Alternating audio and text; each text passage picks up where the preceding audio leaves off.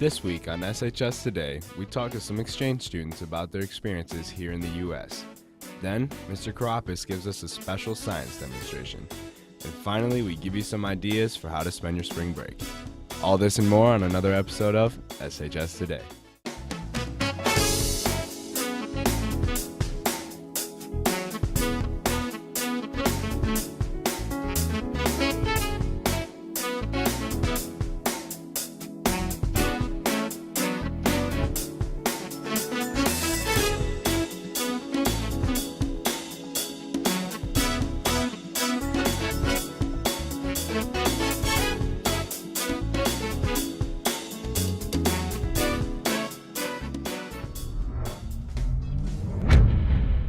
Welcome to SHS Today. Hey Saline, and welcome back to another episode of SHS Today. I'm Dan Brodie. And I'm Mary Mitchell. Let's get started. Prom is just around the corner on Saturday, April 25th from 8 to 11:30 at the Big House. This year promises to be unforgettable as students will have the opportunity to tour the field and the dance will be held in the luxury suites. Tickets are $30 each and will go on sale April 15th. As shown by the number of flags flying in our commons, Saline has become home to many foreign exchange students. And this year is no different. We interviewed some current exchange students about how they've taken to Saline. Pinja Puskala. Okay. I'm from Finland. Ashley Megan. I was born and raised in Germany, but my parents are from Togo, that's in Africa. My name is Julia Jörrel from Sweden.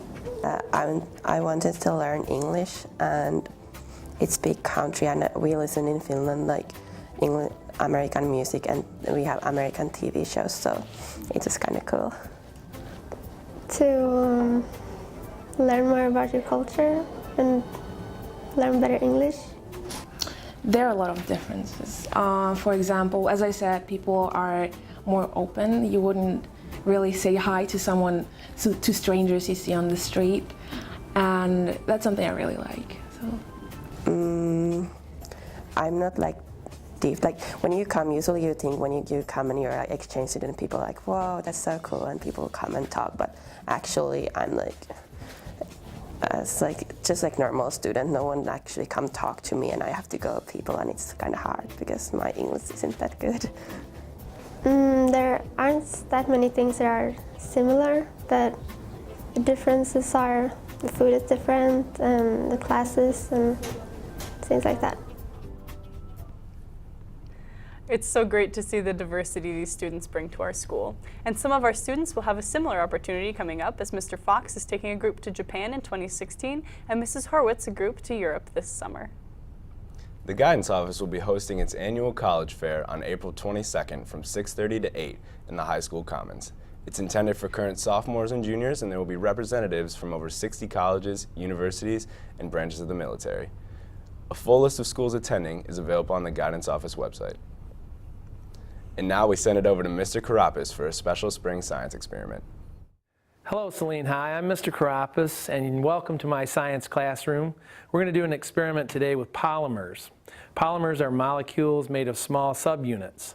Today, we're going to look at making some instant snow. Even though it's almost spring, we're going to make snow one last time. If one adds different volumes of water to a dry polymer, then the volume generated will increase the most when more water is added, because the polymer will get closer to its maximum saturation. Alec is going to pour in 10 mils in beaker C, and then he's going to put in 30 mils in beaker B and 50 mils of water in beaker A, and we're going to see which one creates the biggest reaction. All right, so we're getting a little bit of motion there. Okay.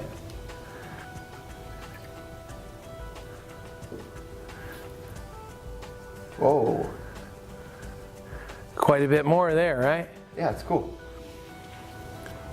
And there you have it. Our results support our hypothesis. The more water we added to the polymer, the more snow we produced. I suppose we can enjoy snow all year long.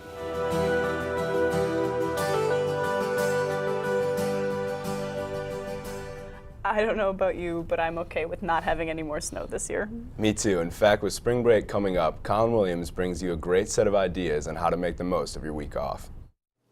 For all you people who have no plans over spring break, here's a list of things you could do over the course of the next week. In case you have no trip planned, taking a road trip with friends is always a fun way to get out for a little bit. Plan a trip to a few interesting spots, such as the Michigan Adventure theme park or the Henry Ford Museum, and make sure to be back by the end of the break. Next, you could always go out and learn something new.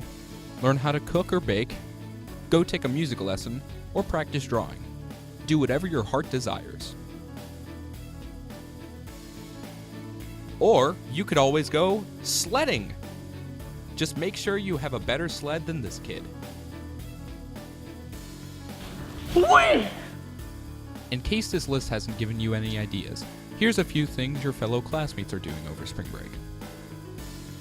What am I doing during spring break? I'm going to Chicago. Probably going to be watching Netflix for the entire time. The chamber choir is going to Carnegie Hall in New York City, so that's where I'll be.